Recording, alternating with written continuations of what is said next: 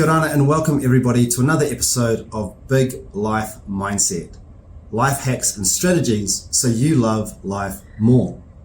My name is Eri Rakanui and this podcast is in the top 10% most shared worldwide on Spotify.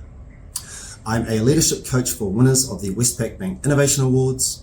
I've won numerous competitions through Toastmasters and I've held roles at management, co-founder and board levels. But above everything else, I'm living a life that I absolutely love. Today's episode is one out of the box because not only are we in a different venue, as you'll be able to see on Spotify and YouTube, but I have a special guest with me. I have a special guest. Her name is Natalie Ferguson. Now, before I dive into who Natalie is and what she does, I wanted to add that this is part of the Living Your Passion series. So those of you that are familiar with this series will know that we host a female guest who talks about some of the challenges that women face when chasing their passions. Now, Natalie's got quite a unique insight into this based on the organization that she's helped co-found. So super looking forward to this. And I've just mentioned to her before that I'm an absolute fanboy of what they do as well. So without further ado, kia ora, Natalie, how are you? Great, how are you? I'm hot now. Yeah, I was going to say we were worried about this room. Now we've got it in our heads. We can't control the temperature. Yeah. So as I take my jersey we'll just slowly strip throughout Good the Lord. podcast. Okay, so who's Natalie Ferguson? So, the big question, Yeah. who am I? It's funny, I think we share quite a similar philosophy on life. I think it's so important to live your best life however you can. And I started doing that very, very young. I've always, and I think I blame my parents for this, always been someone who challenged the norm, forged my own path, questioned everything. I'm probably a wildly irritating person to be around. All the way from, I went to a great school down the road, Onslow College. Yay! And I had some incredible teachers who taught me a lot about critical thinking. And I remember a history teacher who taught us New Zealand history and was like, now let's put the textbooks aside and tell you the real story kind of thing. Didn't love university and just set out building my own businesses and deciding how I wanted to live and building a life that gave me flexibility and the structure that I wanted and the income that I wanted and the work that I wanted and the flexibility that I wanted. And so I've continued to do that my whole career and then ended up starting a very successful startup about 5 years ago with a couple of great people around financial literacy. It was an investing platform called Hatch that enabled us to have a massive impact on the wealth of New Zealanders, which was just such an incredible thing to work on. And then we got acquired, so left that and now starting using all those skills, using the behavioural change, all the small habit stuff, all the stuff that works for money also works for building leadership skills and navigating your career how you want to, which I just think is such a big challenge for people to get the life that they want.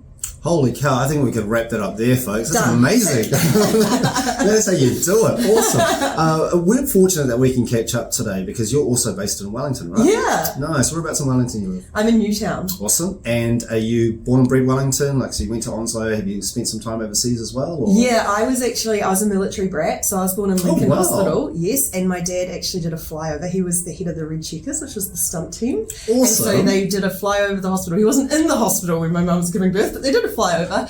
So we travelled around a lot as children. I went from Lincoln to Johnsonville to Alabama to Alabama, US, Alabama. Yeah. Holy. Back to Auckland and then to London and then landed in Wellington by the time I was 12. So I'd moved around an awful lot. Yeah. And then we stayed here. I remember at about 16, Dad was like, we could go to Washington, and I cried. I'd loved it up until then, but I'd finally got this group of friends. It was halfway through high school. I'd had a really rough time coming here, 12-year-old girls and not always, they weren't very nice to me. So I just didn't want to do it again.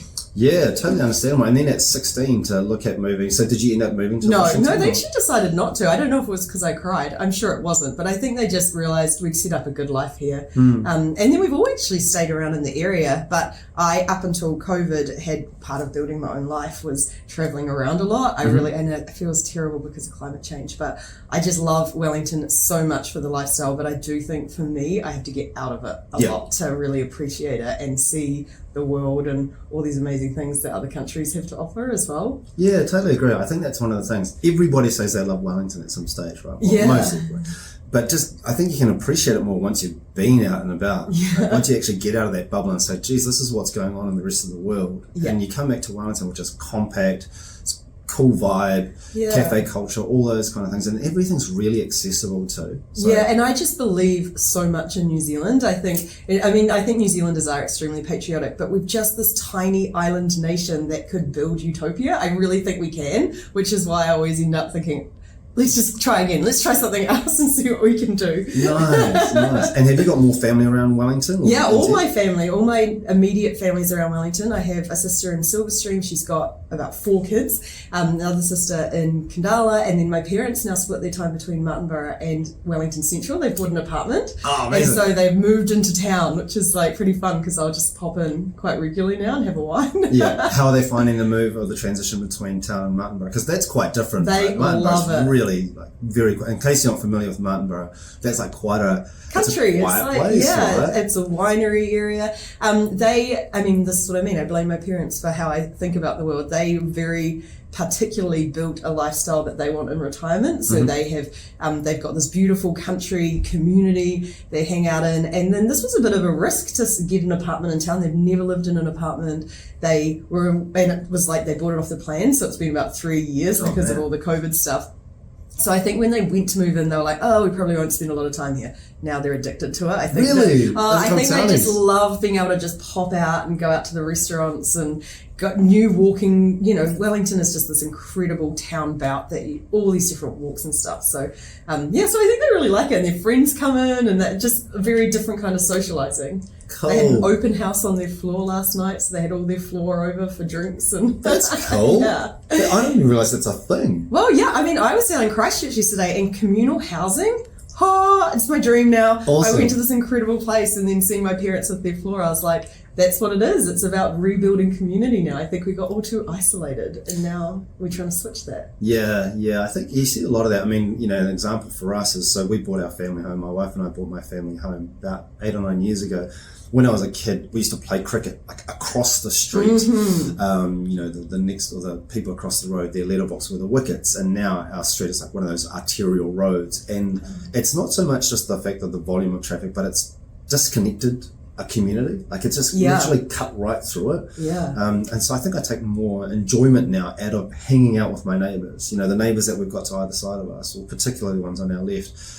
I think it took us about a decade to speak to them. I still haven't met mine. Isn't that terrible? It's fuzzy, eh? Do as I say, not as I do. How does that even happen? Like, we're literally living next door to somebody, not engaging with them, and then since we just have so much to do with each other now. Yeah. Keep an eye on each other, like passing things over the fence. The kids love it because they're always getting, chips, chocolate, and everything else. But just that sense of community that you can foster, even with like that infrastructure that takes place. Like it takes a little bit more effort, I think, than what it used to. But I also think we didn't value it as highly back in the day. It was just a thing. I think everyone just did. And this is a story of terrible resilience, but I contacted my neighbours once. I saw one out in the street and I was like, hey, and they're like, what? Hi. What do you want? And I was like, I'm just your neighbour. And I just thought I'd say hi. And they sort of looked at me, blanked me, and sort of went, okay. And I've never tried again. But I actually should. This is a good reminder. But it's so nice and you've got that little bit of, I live alone, so it's quite nice to have that security and people to rely on. And okay, good. I'll have an action to take away from this. Nice. And just be connected with our surroundings sometimes. Yeah. It's so easy because we're all, everybody's doing the things, and if you've got a purpose and you're kind of focusing all your effort and attention towards that, and then you kind of forget, like, this is a person that literally lives, like, I could... Within meters. Within meters, like, we could high-five each other on the morning or something, but you just don't have that take place. So you're in Newtown? Yes. That is that is a community. Whenever I spent the first couple of years, not long, in Newtown, but... even then, like that sense of community in Newtown is not something that you see in a lot of other places. Mm-hmm. Community and diversity, and those are the reasons that I picked it. because there's a lot of suburbs that you could go to that are nice and they're tidy and there's nice schools. I don't have any children, so that wasn't that big a deal for me. But there's something about Newtown and seeing all people, all socio-economic backgrounds, different cultures, different lifestyles. There's people who've lived there forever and people who are just moving through, a lot of students. And there's something because of my background, I've done a lot of user experience and research. There's something in not getting trapped in your bubble. And I think for me, it's an everyday reminder of we're all different, we all have different attitudes and beliefs, and it's cool to be in amongst it rather than sort of around people who look and act like you all the time. Yeah, absolutely. That breadth of diversity that you get in Newtown, I'm glad you mentioned that, because that's very real. Yeah. You just like all those different segments, I guess, that you just described, it packed into one suburb, one area of town. I love it. It's very unique like that, I think. It's going to be hard to leave. I've been there for about 10 years and I want to, because I feel like I've never lived in a house this long. 10 years and I'm almost 40. So I've lived a quarter of my life there. Oh my God. And so I want to leave, but it's really hard to find a better spot. Really, than where I'm at. Newlands is the thriving metropolis of Wellington, I might add. Yeah, Newlands is pretty cool. If you like the wind and the fog, you're welcome. I like fog. Yeah, well, we've got heaps. I could pass up on wind. Nice. So tell us a little bit about Powrsuit. Powrsuit will be a leadership platform for women. We are about 6 months in now, so we left Hatch, which, like I said, we'd had this meaningful impact on behaviour change when it came to investing and people's attitudes, these really deeply held myths about money and people feeling really bad at it and these perceptions of it being a man's world and all that sort of stuff. And we'd changed that for New Zealanders. So when it was time to leave, we sort of finally put our heads up for the first time in 5 years. You know, you've got this single track mind for 5 years. And we were really shocked to see that on the women in leadership stats, they'd actually slid backwards in the time that we'd been making all this progress on financial literacy. So over COVID was a particularly damaging time. There was a lot of great progress that was made with flexible work and all that sort of stuff. But the leadership gap, and so that's the number of women in positions like CEO positions, C-level positions and board positions had actually dropped because, and we were experiencing at the same time the biggest ever mass resignation of women because they'd burnt out. They were taking on way more of the household load, especially when the world locked down. They were feeling underappreciated and under-acknowledged at work, and they were just saying the cost benefit doesn't add up anymore. And for us, we'd spent far too long at Hatch on women. It wasn't necessarily a huge money earner for us, but we just believed so passionately in it. So, and there's a wealth gap as well. There's all sorts of gaps. And for us, this was just such a obvious to dig into. And I always say now we kind of gaslit ourselves because I was like, isn't women kind of done? Like we've been talking about women and the gender gap for so long now. And there's all these other minority groups that have other very big challenges. And so we were sort of like, oh, is that going to feel a bit tacky or a bit over it and kind of put people off? But we scratched beneath the surface. We've done now hundreds of interviews with women, with leaders, with all sorts of people, and realized the problem's even bigger than we thought. And there are so we spent 6 months getting some really concrete problem statements, really. So all of these interviews we've done, we've now managed to define 5 very common career styles women take. And that's not like a persona or an archetype or a way of being. It's just these different styles we jump into day to day, week to week. If you have a terrible manager, if you're having kids, if you have a really good opportunity that we can jump between, that all have unique barriers, beliefs, behaviors, imposter syndrome, things like perceptions, limiting beliefs about yourself. Yep. So what we're aiming to do now is to roll out our pilot program, which is going to be a very manual trial with organizations of what we hope to deliver eventually as a tech platform. So our goal is, at the moment, you've got kind of 2 styles of professional development. One is that kind of generic, traditional professional development that everyone goes to. It's incredibly good. You get all sorts of general knowledge and understanding. When you get up to senior levels, you often get offered targeted leadership development programs that are extremely expensive. It could be coaching, it could be courses, and they're often $3,000 to $5,000 plus. We want to democratize that and make that sort of level of targeted professional leadership development available to all women on the way up. So thinking a price tag of about $100 a month or something across the world, where you can connect with like-minded women in similar situations. You get structured learning, you get this amazing peer network, because that's a key thing for women to be able to reach the success they want to reach. And then also advice, coaching, delivered in a way that is affordable and achievable. It's a pragmatic way for organizations and individuals to be able to invest in it. Mm-hmm. So that's who we are. Yeah. I can't believe Powrsuit's only been there for 6 months, did you say? Yeah. That's incredible. You are so middle of the radar on my LinkedIn feed. I swear, every time I open it up, Powrsuit. We're very busy. You are very busy, very active. You're very active, very proactive. Yeah. And so you're talking about, this challenge that you're seeing, and I think a lot of people probably slept on it, just thinking, we've done the gender gap thing, we've done the pay gap thing, haven't we? I mean, that's already sorted, isn't it? We've done some diversity training. Yeah, we ticked that box, but what you found was actually that wasn't the case. We'd gone backwards. Why do you think we'd gone backwards? So there's a couple of things. I think from an organizational perspective, there is diversity training and unconscious bias training is now the norm. And while they're amazing, I liken them to taking one yoga class. It's a practice. It's not a one-off thing. So I think that's been treated almost as a one and done. Great, it's solved now. And that's actually really counterproductive, because now you've got a big problem that everyone thinks is solved that's not solved. Yeah. From a societal perspective, we're going through this really interesting time where it feels like we've had 10 years of investing in women, and it feels like women have gotten all sorts of quotas and extra help and support, and there's a big push from a lot of people, quite rightly, because they're looking at it from their perspective going, what's in it for me? And now it's feeling exactly what we felt, is this real awkward or tension, and why should women get way more help? And so there's a real pushback against that, and we can dig into that a bit more, because it's the wrong perception, but I understand why people have it. And then there's also just deeply held cultural norms. And I think we talk about women in leadership. Firstly, the first thing we found out very strongly is women don't necessarily have the same perception of success as the traditional sort of narrow definition of leader that we have around. And actually men don't either. It's just like we will say, the patriarchy is terrible for everyone. Men are expected to go to work, earn the paycheck still in 2023, and even to the point I've spoken to women who didn't find out for a year that the men that they worked with had children, because the men felt really strongly that they had to have this work-life separation. They were trapped in that perception that to be a strong leader, they had to leave life at home. Flexible work, which is just coming into play, has incredibly good advantages, but it actually has disadvantages when it's not rolled out very well.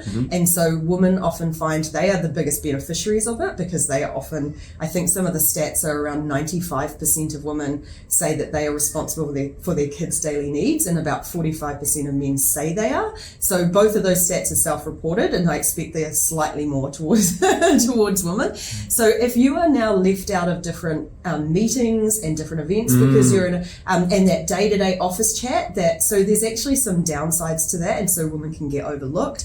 We've got the day-to-day household load. Even if you don't have children, women are much more likely to do a lot more of the housework, which means things like taking spontaneous work drinks is just not always a thing. It's actually really rooted in a gender stereotype that's been around for a long time, of that, men just go out for drinks after work and there's someone at home taking care of everything else. So that's another disadvantage. Again, it's a career limiting disadvantage. Not saying it's a stopping, but it's a limiting. It's a handbrake, another handbrake. And then we have all the just nuances around feedback culture. Women receive about 22% less constructive feedback than men. And that's a lot. Yep, and 20% more about our personalities. So we're much more likely to have a manager tell us, you need to work on your executive presence, or you come across as too emotional. You can't action that. What am I meant to do with that? Whereas men will get a lot more about, this is specifically what you need to do. And there's all sorts of reasons for that. One of which is, again, going back to this networking, because women are less networked as well. We build incredible social networks. However, we don't translate them often to work. And we've been doing a bunch of pilots for Powrsuit, and found just putting a bunch of women in a room for an hour and asking them guided questions about career challenges, they come away going, I've never actually done this before. I've never had a group of women around me, or a safe place to talk about this. And so that alone is extremely powerful.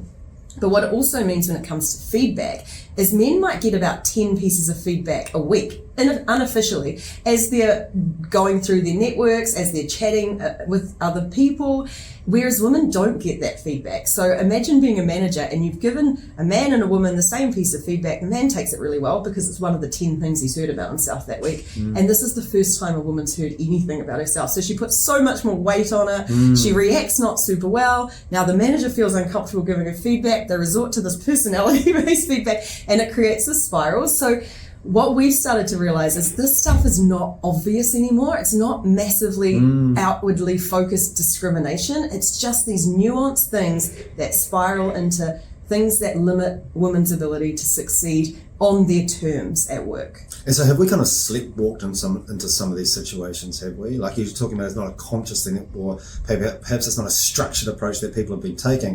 It's simply, this has been allowed to unfold and it's continuing to unfold. Yeah, I think we all have unconscious bias. Yep. Women do too. And this is some of the way this argument is often framed with the patriarchy as man blaming. And it's not. If there is 100% of women at the top, which by the way, 90% of CEOs in the biggest companies in the world are men. So virtually 100%. If there was flipped, it would be equally as bad. Like that's not the goal. We want 50-50. 50-50 has all sorts of great benefits. So I think we all have unconscious bias, and the yucky thing about unconscious bias is that we're not aware of it. So we go into situations with preconceived ideas, and we both just talked about it on the way in. You hear someone speaking and you have a visual of what you have an internal vision of what you think they look like, and It's often completely wrong. We all have it. So I don't think we've been sleepwalking. I think there's just some huge level of vulnerability that needs to come when you start to question the way you think about the world. And as a white woman, I have to do it too. Like, we recognize with Powrsuit that we are 2 white women starting it, and the intersectionality of race, culture, sexuality, all of those things are other different minorities that we don't all experience. We probably have unconscious bias about, and we need to proactively challenge that bias. And most of us haven't been. Have you been given? You probably have, because you've been in this area, but most people aren't equipped with that tools. We've got our defenses raised because we feel attacked, because we've been told we're wrong and we're bad and we're holding people back, and it's not conducive to change. So people sort of avoid it and sort of put their heads in the sand and go, well, we're trying, what do you want from me? Where do you think you've made some of the biggest gains with Powrsuit? Well, we actually have about 17% of our audience are men, and we often get these really lovely messages from them saying, maybe I'm a woman because this really resonates with me. And it's actually just the same thing that, again, with the patriarchy, there's one narrow definition of leadership, and all of us want to see a change in the face of leadership. We want to see that 7 different styles there actually are take up much more space. So we've got different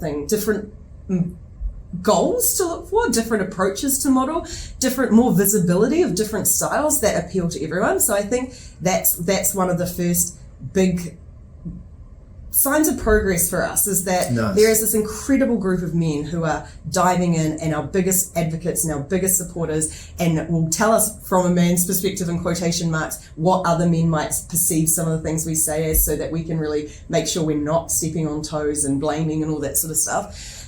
The other thing we found is tiny actions, and you're a big fan of this too. So we've had a newsletter and a podcast for about 5 months now, and every week in our newsletter, free newsletter, we have one big article and one 30-second action. And the vast majority of the people who read our newsletter do that action every week or most weeks. And so they're rolling out these really small little changes. So it could be anything from opening up your LinkedIn and messaging someone you admire to going having a coffee, or putting in 30 minutes in your calendar literally just to sit back and focus on a challenge you personally have that week. So really small changes. And we're getting immense amounts of feedback from, we've built an audience of around 3,000. We might be getting up towards 4,000 now. That's amazing. Women. Yeah, well, it really resonates. This really does resonate with people, saying you've made a meaningful impact on my confidence. I used to feel overwhelmed and now I feel in control, or I used to think I was a great multitasker and now I realize I'm just exhausted and anxious at the end of each day, and I've made this tangible difference, just this one action, and that's creating this positive spiral. So pretty cool stuff for 6 months. Huge. Like I said, I can't believe you've only been going for 6 months, like only 6 months. You mentioned like 5 types of, not personas, but kind of 5 types of styles. What are they?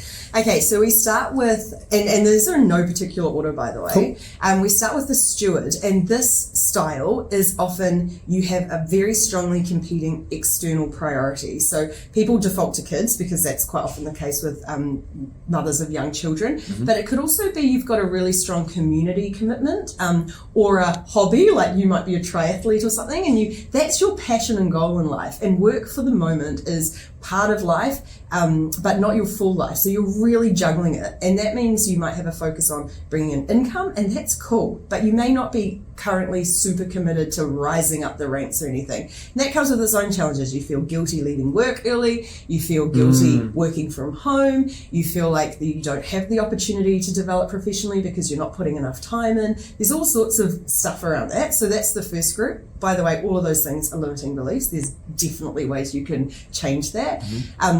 The second group we call the searcher, and that is a group of people who are fierce believers in women and feminism, and that women should be represented at all levels of leadership. They are the biggest allies and supporters, but personally lack huge amounts of confidence. So they see the path to the top, they see and believe that women should get there, but they can't see their place on it. So they are likely to come across as quite passive. They don't put their hand up for strategic opportunities. They may be hugely operationally important for the organization. They're very, very good at project management, time management. They're very, very capable, but they don't necessarily make strategic moves. And it's very easy to see them as being not ambitious or too much of a doer and not a leader, but it tends to be down to they just can't quite get over that next hurdle and know their next step. And that's really holds them back confidence-wise. So that's the supporter, did you say? The searcher. The searcher. Yeah. So the steward, the searcher. Cool. Then we have the scout, and they have closed their eyes, held their nose, and taken the jump, and they have put their hand up. They are likely to put their hand up for lots of opportunities. They probably found themselves in a position that they don't feel like they have 100% of the skills for, and they feel completely unsupported. So they blame themselves for that. So they may not be getting some coaching that they need. They may not be getting backing from their team members because they've taken a different approach. They may feel like they're failing with their team, and their biggest challenge is they've applied the same skills they've taken to get there to where they're going next. So they will just take on more and more work. They will do more and more of the doing. They might seem like a micromanager because their approach that's got them there has been to just take on the load and get it done. So they're burning out. They might be getting in everyone's nerves because they are taking on too much, and they just actually need to make the transition from doer to leader and need support and help doing that on their terms. And they don't want to do it by being super assertive necessarily. They may be an empathetic leader, but they don't have any models in their life of what that looks like. And so they just feel like they're failing all over the show. They're probably, very close to burnout. Despite the progress, the career progress, if you need to define it as that, despite that progress that they've made, they feel like they're failing now. And they, weirdly with that group, outwardly, they look extremely successful. So quite often their managers and leaders will look at them as a high performer and say, this person's nailing it. But internally, they're really struggling, and they're struggling in silence because they don't think they can ask for help. That's quite a common one, and that group is often overlooked for professional development because they look like they're doing it all, but they are really struggling. Then that's the scouts, right? Yeah, that's the scout. Then we have the pathfinder, and this is sort of utopia. And we all have had women like this in our lives, strong leaders, empathetic leaders. They've made it to really good positions. They are lifting other women up. They have seen the barriers in their path and they're trying to break them down. The one challenge, these women, two challenges. One is still structural. There's still structural barriers in their path, but they see them and they're confident and they're capable and they're addressing them as they can. But the second one is they have been confident most of their career, or if not just the last few years. So they look at these less confident women who are struggling and don't always relate to how they behave because they've never behaved like that. So they're desperately trying to lift them up, but they just sometimes could get a bit frustrated by, why aren't you doing what I would do in that situation, especially when you bring in generational differences. So there's that group. And then we have the trailblazers, and that group tends to believe, and rightly or wrongly, that gender has not played a role in their career, and that they have made it to where they've made it on without any specific challenges related to gender. They feel almost resentful of the idea that there is a gender issue, and they often are, because they are quite successful as well, they're often pointed out as the exception to the rule, and they find that really like challenging because they want to feel like they made it on their merit rather than because they're a woman. So they have very successful again. I mean, most of these people, most of these styles end up getting where they want to go. Very successful, but really have this challenge and tension with the idea of gender, and so they can often come across, they often just don't relate to some of the other styles, and so there's a bit of a tension there. I was going to ask that question. So I'll just run those through again. There's the steward, there's the seeker, there's the scout, there's the pathfinder, and then there's the trailblazer. Yeah, wow, you've got a good memory. Yeah, it helps having the fingernails paint. I was going to say great nail polish. Yeah, it's a combination of children. Anywho, do you find any styles are naturally drawn to others? I mean, you kind of describe the trailblazer as not really resonating with the others, but are there any styles kind of drawn to each other, and they kind of see a natural home there as well, or they're more understanding of what that person's going through? Well, what we found is actually most women have moved between a lot of these. So it's actually, when you actually point them out clearly, because we've sent these out to a bunch of people and they've gone either, oh, I recognize that in one of my team members, if they're a man, or most women are like, oh, yep, that's me, or that used to be me and now I've worked my way here. So they can kind of, providing this framework helps you take it away from this feeling of I'm alone and I'm struggling, or I've got these unique challenges, to, oh, this is just in relation to my style, and so many other people have the same situation as me. So I feel like that's the way most people tend to relate to them. But what we do find is, for example, the example of a really bad dynamic with a manager, you could easily go from a pathfinder back to a scout, because you might, when I say back to a scout, because you've gone from being really confident and in control to suddenly feeling overwhelmed and falling back on old habits. So that's how we feel like these styles really resonate with women, rather than, because most women we've spoken to, actually virtually all women we've spoken to, want to support other people, and it's just whether or not they see it as a gender thing or otherwise. Right. And so what kind of structures do you see, actually, before I ask that, so that's kind of in a career type lens, is that right? Yes. And how much of would you see in their personal and private lives would influence the style that you're seeing in that career? Yeah, so I think that's the having a young family, having an interest, how you were raised, I think also has a big impact. Massive external influences. Even if you think about in a workplace, seeing other women leaders be successful and that you admire and strive to be like, has an impact. So all of these are hugely influenced. And I think that's the thing we want to really highlight, is women are guilty of internalizing our challenges and feeling like we're responsible, whereas actually these styles really highlight that we are all influenced by our environment. And that's one of the reasons Powrsuit exists, is because if you have more visible leadership styles with more visible diversity, then people can start to go, oh, okay, I'm just in this boat and I know what I need to do to sort of get to the next stage. And I don't feel like an idiot, and I don't feel like I'm doing everything wrong. I just know what I need now. Do you see that there's similarities in how they're supported, like within an organization? Are there some ways that organizations empower and support people that work better for some of those styles than others? Well, we are doing, at the moment with our pilots, we are doing gendered professional development, gendered leadership development, and that's had a little bit of pushback, which is quite interesting, because I think there is a perception in New Zealand especially of fairness and that everyone should get access to everything. So one thing that we would push really strongly for is to break that myth, because most professional development is still built around tools that work in a traditional sense. So they are geared very well to things that make white males successful. And we are very clear on, we're not here to fix women, we are here to give women a playbook that works for them. And so recognizing the different challenges that different people bring to work, be it that they have a family at home, be it that they have other caregiving requirements, whatever those challenges are, targeted support, not fixing, support that recognizes and takes into account those needs and helps people build their own playbook of how to navigate their career with those needs in play. So that's one of the huge things we think we can do.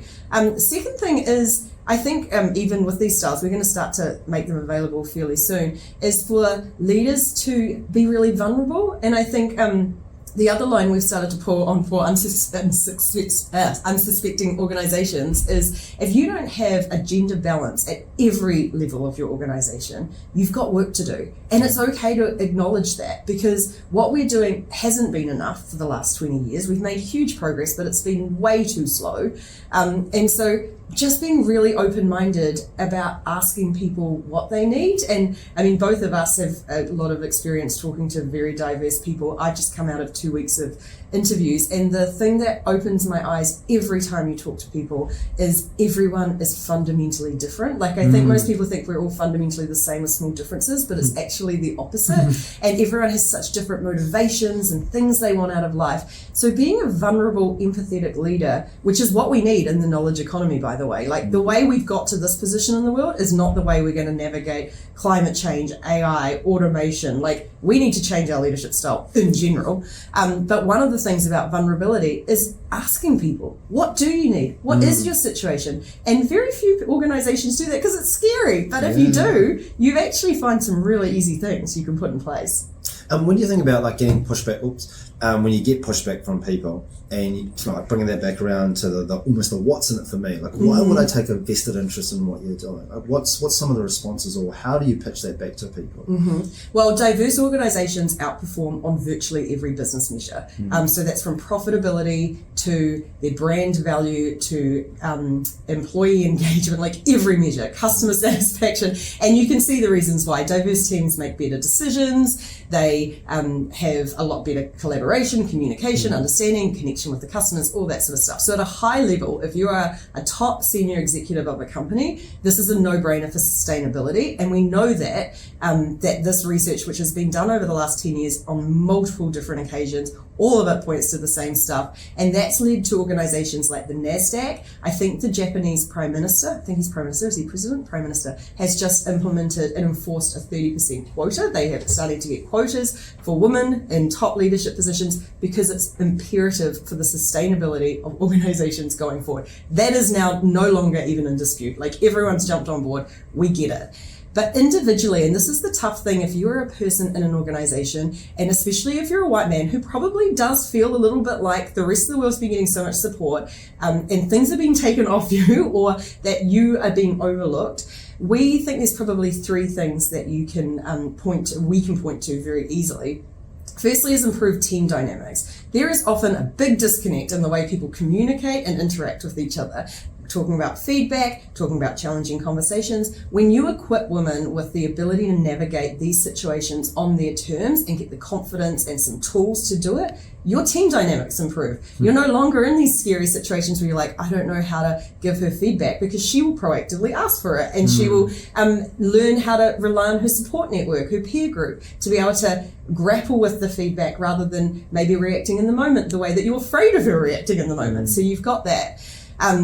I think stakeholder management is another key one, that when you have diverse leadership styles and you understand different ways people communicate and their different things, women will behave differently. They're equipped with those skills. So there is a lot of perceptions at the moment. There's a lot of on one leadership style, but if you build the capability to be able to manage your manager, to be able to interact with your manager in a different way, it's going to be far more compelling and interesting and productive, really. And then the third one is generic productivity. Like, most people have a big blocker in their career right now, and it's taking up a lot of their mind space, and they are often feeling quite stuck with it. You can unblock that. What does that do for productivity? So there are tangible benefits for everyone by just giving targeted support that caters to women's unique challenges. That comes back and pays dividends for the people around them too. Man, there's so much in there. That's cool. I love it. My head's been in this for 6 months. Awesome. When you're thinking about, what you're seeing within organizations that's supporting this, like what's working? When you're seeing like big shifts with people, or big shifts either individually or at an organization level, what are the things that are working? And what are the things that you go, you know what, we should be, somebody else should be replicating this?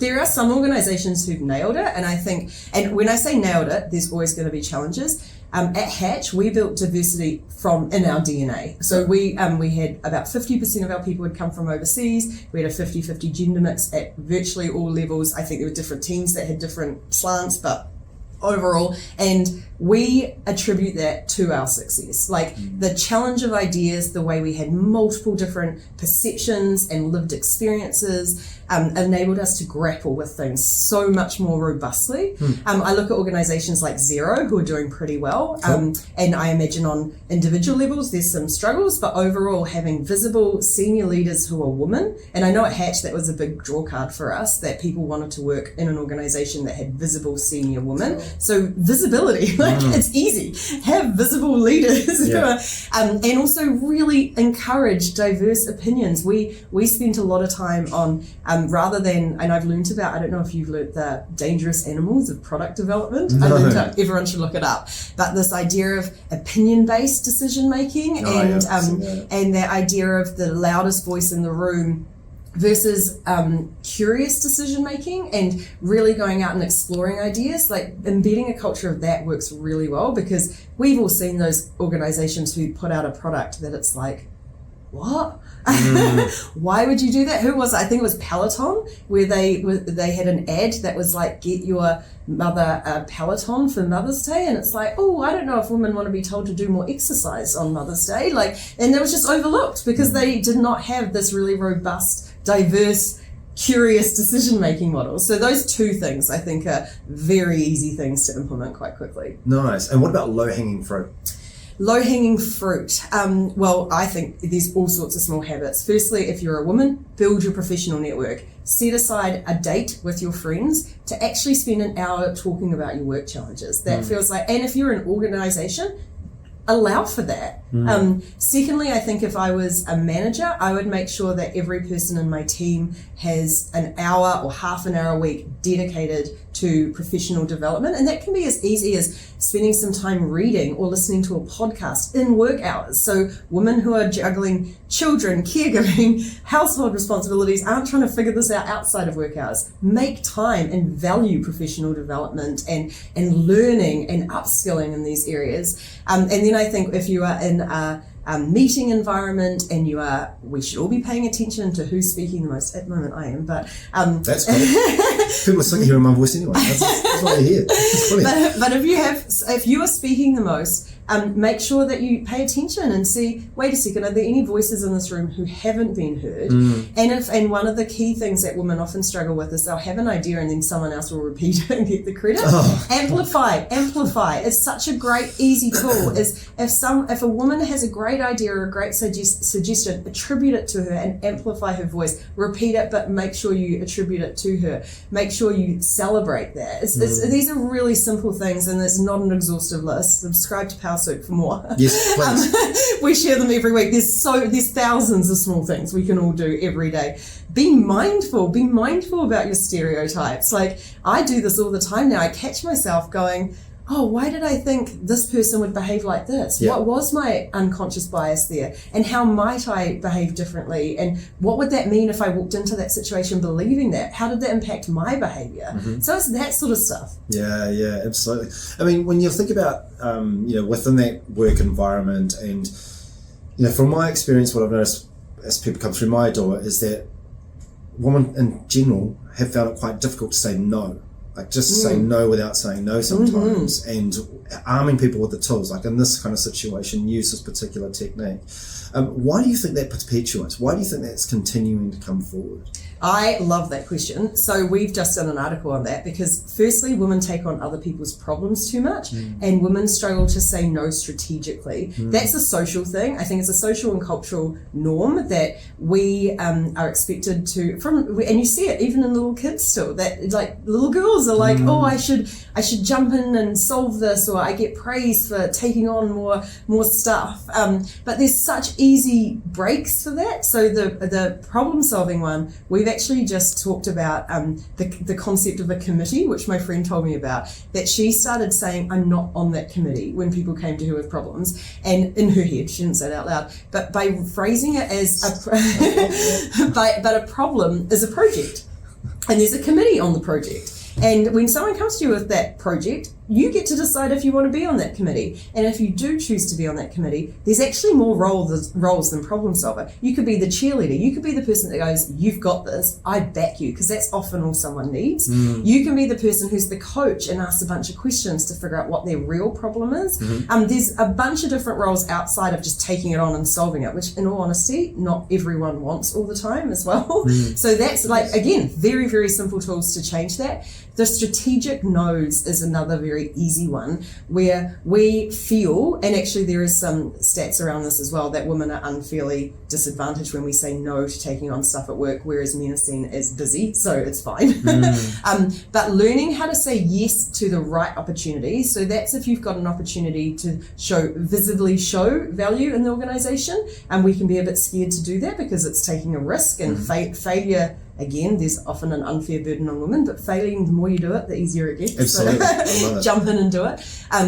And saying no, you can say no. I mean, a lot of people say no as a complete sentence, and I agree, but that's not always politically okay. If it's coming up with different solutions, asking questions around how would I balance this? Is it as important as some of the other stuff I've got on my plate? And really having those conversations around it is another great thing to do.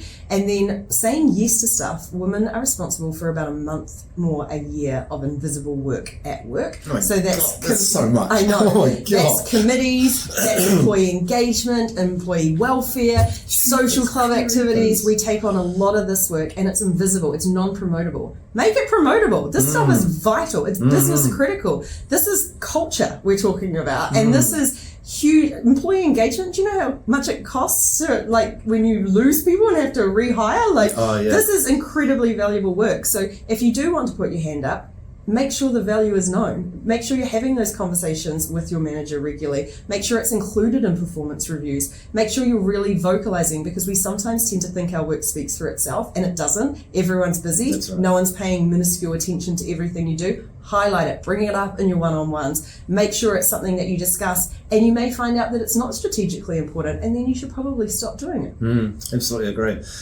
When you think about, because there's quite a broad spectrum of target audience that you could say, because everybody's going to benefit from this, right? But who would you say is this is your immediate target audience right now? Yeah, we think probably the searchers and scouts, so those two, the second and third style that I told you about. So they are extremely capable, they are ready, they're willing to take an opportunity, and there's just these different barriers in their path. But we are so early stage that one of the joys of what the pilot we're offering is it's actually about unblocking your biggest challenge. So really the challenge for us is to get 6 to 8 women who are very similar in a similar situation in a room, and really create a space for them to be able to.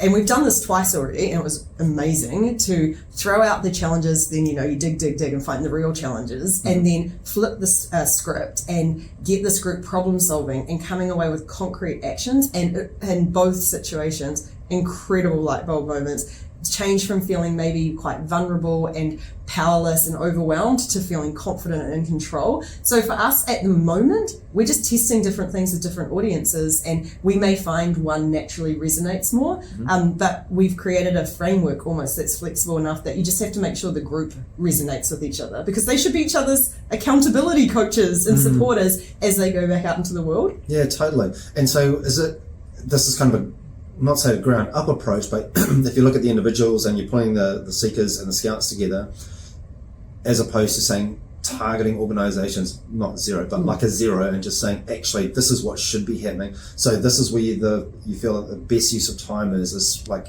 growing these groups, empowering them, connecting them, and then that'll help make the change at that organization level.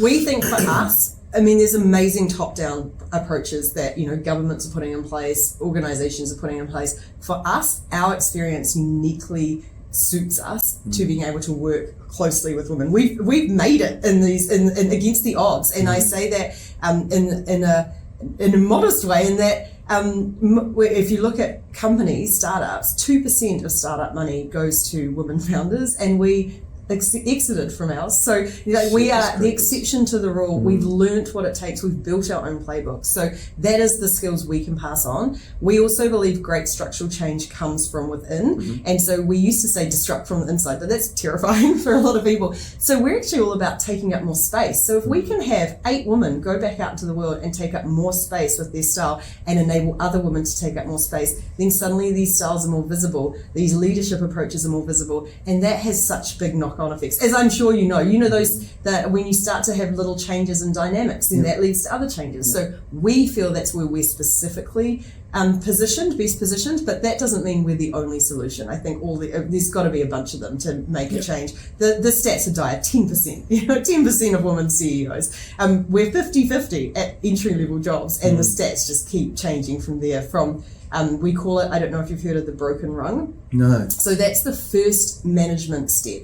So for every 100 men who are promoted into the first management role, only 87 women are. So from that first step up, and so it's not about women who don't want to take on more serious roles at the senior level because they don't have time. It's not about lack of ambition. It's right there from that first step. And most organizations we've spoken to feel the same, and they've experienced it. That's what their organization looks like. So we think, yes, there's structural change, but it has to come from equipping women with the playbook to navigate so that they're in control of their careers. Yeah, kind of bring it back to some of the things that you described, like a suite of resources, a suite of tools and a suite of actions that people can implement. And then thinking about like what your space is within all of that, with Powrsuit and your experience, and then potentially there being, I don't know, another group that take the lead with Māori or whatever that looks like, that allows them to resonate more closely with that audience, and having this like multifaceted approach. I love that. I love the idea of that as well. When you think about, how each of those, let's say there's a, I'll just like use a Powrsuit for Māori or a Powrsuit for overseas Pacific Islanders or recently arrived migrants or whatever that looks like. How would that, like in a utopian world, how would that all integrate together so that there's kind of this one voice, there's this one message that's bringing us, rather than, oh, it's those two white women again? Yes. What does that look like? That's a really great question. So we see Powrsuit as, and I know we're so early stages at the moment, so we're talking about manual trials, but we believe we're going to build a platform that is going to enable millions of people to access what they need when it comes to professional development. So that's in like 6 months' time. But for now, it is manual. So when you think about the platform approach, it's not about Kristen and I running this. It's about creating the tools and frameworks that other people can apply. So we're not coaches. We're not going to be the coaches on this. So the tool the approach we can use is proactively seeking diversity. So we have made a real point of recognizing that we are 2 white women. And so we have gone out of our way to speak to a lot of different people from different diverse backgrounds and understand what they would need, but also ask for their opinion on what our approach could be or how would they approach it. So what we hope to do is very quickly go, yep, this is what we can do, but we are also bringing in people and celebrating those people for what they can bring to the situation and what they could, if we're setting up a cohort, for example, and a Māori cohort, like a Māori woman cohort, who would be best placed to run that, and who would be best placed, and what would we need to tweak to make this scalable framework that just different groups can, and should it be restricted to one culture, or is there actually benefit of Pacifica, Māori, someone maybe from the US, or a bunch of people coming together and recognizing their differences and similarities as well? All of that is TBD, but we know that is a thing that we do not, we spoke from day one. One of our principles is we don't like the patriarchy. No one should like the patriarchy. The worst possible outcome for us is that we create the new patriarchy by lifting white women up and leaving everyone else behind. So we have to be super aware of that and put in place whatever we can put in place at each point to make sure we're thinking broadly and we're getting, we're asking for and getting and making sure we pay for the help we need to make sure we have a diverse approach that's inclusive for a whole range of different groups. Yeah, fair enough. New Zealand's quite a small place, right? So are you seeing much regional differences at all, or is there, I would assume there's industry and sector differences, but... No, actually, there's not really. We've started speaking to a couple of companies in Australia and over in the US because we want to be global from day one. And there's definitely cultural differences in different countries, social differences. But really, the thing with the woman leadership gap is it's just universal. And so while there are maybe different nuances, there's enough in common to go, okay, we can really tackle a lot of it universally. And I expect as we reach our 5th millionth person joining the platform, we will have to be really careful to make sure we're really curating to the individuals, and that is a future problem for us or a future challenge for us to solve.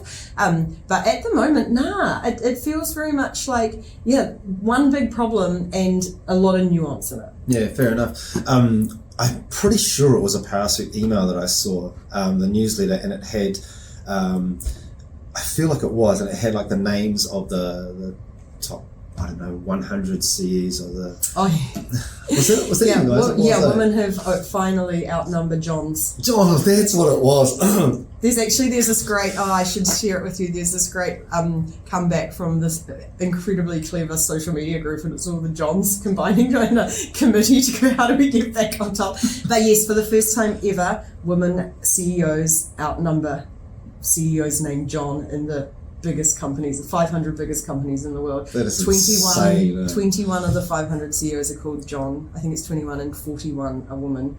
41 out of 500. Wow. Yeah. Congrats. Gosh. That's stuck in my mind when I saw that. It's like, well, someone actually released that stat years ago. There's one other time I think it was Michael's that we outnumbered, but we haven't outnumbered any one man's name ever, apart from once for about a year.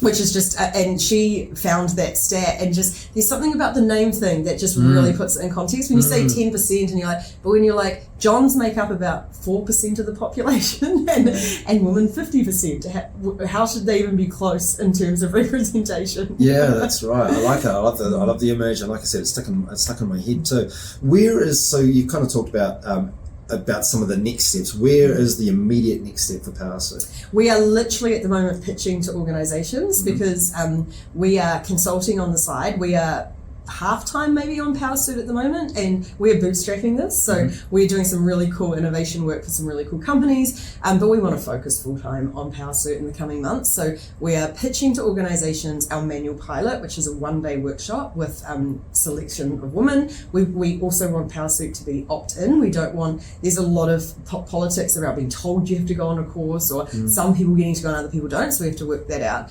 But a one-day workshop that really takes you through a mini version of what we think might end up being our digital proposition, or the very early stages of it. So we've talked to about 3 companies so far, had great conversations. They sound very excited, sent them a bit of follow-up, but that's been in like the last 2 days. So we've got another week of that, and then I'm going on holiday for 2 weeks, and then hitting the ground running when we come back. Awesome. Where's the holiday? Bali. I'm going with my whole family. Oh, good on you. Yeah. For the whole 2 weeks? Yeah, 2 weeks, and it's got both my parents, my sister with 3 of her children, me and my girlfriend, and my sister's partner. Awesome. Yeah, so it'll be a wild group. Totally. I just wanted to acknowledge that you mentioned it's bootstrap, right? So for anybody who's not familiar with startup jargon, what is bootstrapping? Oh yes, bootstrap just means we're funding it ourselves at the moment. So we are paying for everything, doing all the work. It's just 2 of us doing all the work at the moment. And the reason for that is we both feel quite strongly that you really want to nail what we call, add more jargon, product market fit, which is basically that your product is so perfect for your audience that you technically shouldn't have to do any marketing because they're telling everyone about it and people are signing up and knocking down your door and you're struggling to keep up to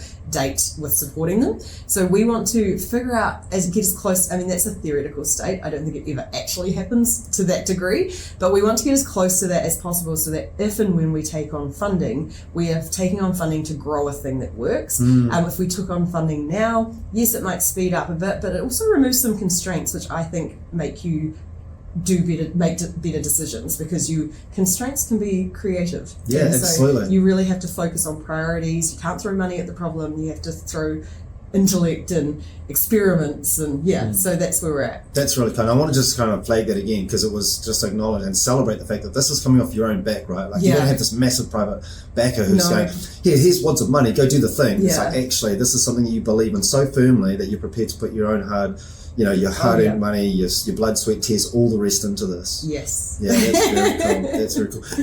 Pardon me, you've mentioned a couple of times Kristen. Yes. Cool. Who's Kristen? Oh, Kristen is my co-founder. So we started Hatch together about 6 years ago as strangers with two other co-founders. We had 2 men, 2 women. That was accidental, actually, but we're amazing powerhouse team. We had such a great time together. Kristen and I, that's probably the best working relationship I've ever had by far. We're really, really good friends. We have a great time together. We left Hatch at the same time, and we both believe so strongly in Powrsuit, and we came up with the idea together, all of that sort of stuff. So we spend way too much time talking to each other. We're both in relationships with people whose names start with Kai, so we call them the Kais, and they are our support team, and they have to drop us at the airport and pick us up and deal with us all the time, cook for us. But we just have a blast, and one of our other principles, other than making sure we bring diversity into this, is that we have to have fun, because we love working together. We think one of the joys of, circling back to the beginning of this conversation, designing your life on your terms, is we should enjoy every moment of this, because there's hard patches, there's challenges, but if we can stick together and play on each other's strengths, and we are definitely a 1 + 1 = 3 duo. Awesome. We build on each other, we challenge each other, we often don't agree, which is one of the powerful parts of our relationship. So yeah, we're in this one together too, with a lot more combined experience behind us this time. Yeah, hard-earned experience too. Yeah. Do you still look at yourselves and say, oh mate, I'm probably this style at the moment? Like, do you still those styles? And where do you feel like you are in that? I probably switch between the Scout and the Pathfinder. I think there are times where, and it's funny doing this job, people look to you as this real, you know what you're doing all the time. And then I realized that sometimes I don't feel like I really know what I'm doing. So I think I do switch between them.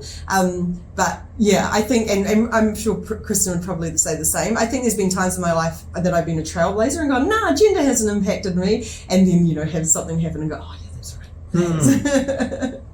right. And I just lost my train of thought there. That's actually bang on, like just hearing it and then kind of reeling you back and saying, oh, actually, this is how now that I've heard that, it does allow me to reflect and say, oh, maybe that did have an impact on me.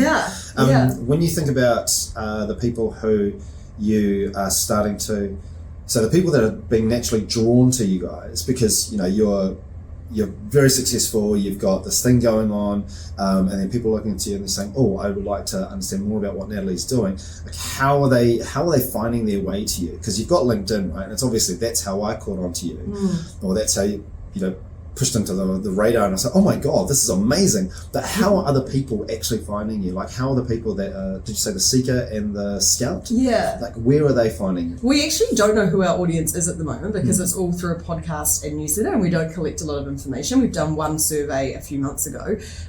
But one of the early tests we wanted to do is, if we start putting this information out there, do people find it useful? So what we find is every week when we send out a newsletter, we get a bump in sign-ups because people are sharing it. And we've had people self-report that they've shared it with their entire team, saying we're going to do this exercise this week, or so cool. They put it on an intranet or Slack channel, or they shared it with friends. So we actually, and that's our first test sort of tick, is what we're putting out is valuable enough that people share it, and for us that's more important than paying to get acquisition at this point, where we're not quite sure if it's resonating with people. So this is proving it's resonating. Cool. So it's very organic, and we haven't spent a cent on marketing. It's we've got Instagram, we've got podcast, we've got newsletter, we've got LinkedIn, largely our channels. I think Kristen plays around with Pinterest and Twitter, but haven't had much luck there. But yeah, it's just people telling each other at the moment and really sharing the Powrsuit vision and believing in it, which is actually, funnily enough, how we started Hatch too. We identified our first core customers, and they were effectively part of our team. Our first 1,000 customers were the biggest advocates for Hatch, because we've really worked with them, and we're doing it now with Powrsuit as well, because I just think it's the only way to start a business is find your tribe, and they are your free sales channel, but they're also building the product alongside you and getting the thing that they need. So it's awesome. It makes sense to me. Awesome. You mentioned self-doubt, limiting self-talk, that kind of thing. How do you overcome that? Well, we've actually had a bit of a breakthrough in the last couple of weeks because we did an episode on our podcast about it, and so we challenged ourselves to spend the week thinking about ours. And I've done it a couple of years ago, and I swore black and blue I didn't have any because I was like, I'm so confident, I'm fine, and then was drowning in them by the end of the week of paying attention. I think evidence is my biggest one. Is why do I have this belief? And it's often a flippant comment from someone, or you've interpreted a reaction and you've built a story for it, and you've now embedded this belief as a fact. So I actually forced myself to sit down and think about evidence for it, like writing a pro and con list almost of like, what makes me think I have this, and what would be the case if it wasn't true, and what else could it be. I'm also a very open book about feedback, so I'll often just ask people. My only thing is I think shame is the absolute worst emotion, and there's been a couple of times in my life that I feel so ashamed of something, a self-limiting belief, that I'm too scared to ask someone, which is, and then of course you finally pluck up the courage and they're just like, what are you on about? But I think evidence is good, and that's where these peer groups come in. Surround yourself with people who aren't blindly going to tell you what you want to hear, but who are you can trust, because they're sometimes going to give you some very nicely formed constructive feedback, so you really can trust them when they say, no, this is not a thing for you. Yeah, it's even hard. You can build up this body of evidence that tells you this is inaccurate, this perception that you have, but you can still like override that, right? There's this point in your brain that just says, actually, I'm, even in spite of all that evidence, I'm that's wrong, and I'm this thing because of somebody telling me this thing when I was 13 years old, or whatever it might be. Yeah, so, and we have, is that a negativity bias? I'm a big fan of psychology, and I think it's a biological benefit when we were, living in caves, that you always assumed the worst. But now we still carry that because we can't tell the difference. So you can get 5 really great pieces of feedback, but you'll walk away remembering the one very minor negative thing someone said about you and blow that up out of proportion. So I know that's a thing we do. So you just have to sort of go, oh, is it? Yeah. But then also, the other thing that I've realized is I'm not perfect. I don't know if you are, but I've decided, I've realized that I'm not. And so I'm actually cool with having flaws, and I'm cool with things that I'm not very great at. And I'm cool to recognize, it's actually okay that I talk too much, or that I'm a bit loud, and that I don't always get the situation and the social cues right. Like, I know that about myself, but like, I also surround myself with people who love me for that. And so nice, absolutely. Wow, where to next? So what's next for you? Well, we other than a holiday and getting this pilot out, when I come back, we're going to sit down and look at what we call the consumer-facing proposition. So we've identified, and I'm not going to be able to remember them now because we've put this down about 3 weeks ago, 7 ideas that we have for how we might do something very, very small that we would get individuals to pay for. So maybe $20 a month, $10 a month, sort of the price of a TV subscription, that would start to test whether or not we can add value quickly, and that and sort of coming at it then from an organizational side and then from a consumer side. So that's a big one. And that's probably the next big thing. We're actually part of an accelerator at the moment as well, which is a thing that startups go into. That's a 3-month program, and it's designed to accelerate the speed of your business growth. So to put in place some great mentors, coaches and programs to get you from A to B faster. So we've got, when I come back, 2 days after I come back from Bali, we're flying down to Christchurch to do a pitch. This is a pitch for investment, but kind of it's sort of like fake investment because it's part of the accelerator, but there will be investors there. So it's sort of a little bit of a pitch competition, but it's to get practice pitching. Cool. And so we have to put that together while I'm away, I think. So yeah, a lot of cool stuff coming up. Nice. Who's hosting the accelerator? It's called Ministry of Awesome, and it's for women startups, because as I said, 2% of funding goes to women, but there's also, amongst all the other gaps, a massive gap in women-founded companies and tech companies. So this accelerator is designed to really support women and really cater to the different needs of women, very similar to Powrsuit, but when it comes to startups. So it's a group of really cool companies. There's actually 2 cohorts. There's everything from a woman who is incredible, who started a plus-size activewear range because she found that a lot of the current activewear is quite exclusive, and so she's got this beautiful brand. I'm amazed at what people can do, with physical products. There's some really cool conservation stuff around reusing packaging and cutting down on packaging. There's just some financial literacy stuff. There's just some really cool companies, and again, it's created a peer network for us because we've got this tribe of supporters all the way through to actually flight compliance and safety. So we've got this incredible group of incredible women and men, actually, because they often have male co-founders who, we're just having a great time with that as well. Nice, very nice. Man, you've got a full suite of activity coming up on your horizon. Love the fact that you're taking some time out for yourself as well. Just to decompress. I'm assuming it's going to be like a decompress, recharge the batteries kind of holiday, not the holy cow, I need another holiday. No. Do you do that? Do you take holiday? I don't feel like I do. What do? I get out a lot. By getting out, I do a lot of hitchhiking, and so You hitchhike? Yeah. It's my way of like disconnecting. Oh my god, I couldn't do that. I'd be connected. Yeah. We've actually got a hitchhiker. She's back staying with us tonight. Today's Friday. So we've got a French hitchhiker. This is her third or fourth time staying at our place. I understand like one of the passions that she has for it.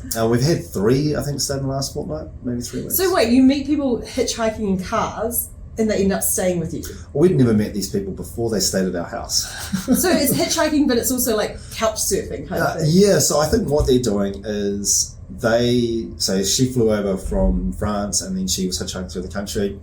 And then my wife, who used to be really risk averse, she's less so, but still in that kind of space. Is it risk averse or risk aware? Risk might be a bit different for her when it comes to hitchhiking. A bit of both. So I think what she found was that because I was going out and hitchhiking, it kind of made things start to make a bit more sense. Like she was this complete fear of the unknown. Like, you watch a movie, you go out hitchhiking, either the hitchhiker kills somebody or they get killed. Everyone dies. Everyone dies. It's never a good ending. But I started to do it a lot more. One of the things I love about it was just being able to meet people in situations that I ordinarily wouldn't meet people in. Mm-hmm. And the way I describe it is that, I'll be standing on the side of the road and there's some small part of my brain will be thinking, please don't kill me. Please don't kill me. Yeah. And some small part of their brain will be thinking, please don't kill me. Well, or I'm going to kill him. Either either. It's one of the two, right? And then you find that when you get into the car and you have this person's open up their safe space to you, you have an accelerated position of trust.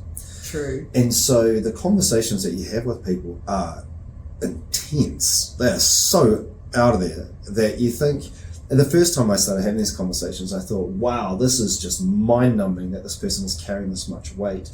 Yeah. But then you start to see it unfold again and again and again and again, and then you realise that's, I think everybody at some stage is carrying a lot of baggage. Oh, yeah. And you watch people when they're driving, and they'll example, one lady told me that she had cancer and she hadn't been able to tell her family, and she just, and just watching it all just kind of fall off her shoulders. Mm-hmm. I'm thinking, wow, that's amazing that so many people are having this kind of experience and that I can now help people with this just by doing something that I really enjoy doing as well. So I love the whole hitchhiking aspect. I love I often know when I'm waking up, what I'm going to eat, who I'm going to be meeting with, But when I'm on the side of the road, all of that goes out the window. And so I get this massive thing out of it, but then I also get to share in this moment with a person. Wow. Yeah, it's really buzzy. It's a bucket fill for me. That's amazing. But also it's so interesting, it points to that thing of we just don't have these vulnerable conversations enough. And we turn these challenges into these big, scary internal things, and just the power of talking about things. Absolutely. And in that situation, I love it. I'm never going to do it, but I love it. I tell you what, I've heard a few people say they're never going to do it, and they're slowly getting to the point. Never say never. Never say never. You're right. But these, so the lady that's staying with us tonight, she was hitchhiking, and then Debbie, my wife, said, oh, well, why don't you stay at our place? And I think it was because she'd seen me go out hitchhiking and I was doing things right, that it kind of, I understand this a bit more. Yeah. I get what's happening here. So now we've got people staying with us. That's funny, because I actually used to rent out my spare room on Airbnb years ago when it first launched here. Oh, and I was one of the few, and so cool. I had one bathroom in my house, so it would be sharing a bathroom, sharing a lounge, They'd have their own room. And yeah, it's funny now reflecting on that, and it's probably quite similar because I didn't know anything about these people I was inviting into my house. But because it was through Airbnb, I was like, they'll probably not. Like, it changed the mindset, right? It was just slightly different thing. And you're right, I had some incredible conversations and met some incredible people. Yeah, it's amazing what happens when you're sharing a safe space. It is amazing. Before we wrap up, I was really keen on hearing some practical tools that people can use, because I love your newsletter. It's one of the things that when I read through it, sometimes I might just jump straight to the bottom to get the thing, and then I'll go back to the top, right? And I love the bite-sized practical actions that people can take to help with reducing stress or amplifying their voice or whatever it may be. So I thought I'd ask pitch to you a couple of, didn't mean to use the word pitch, situations. Yeah.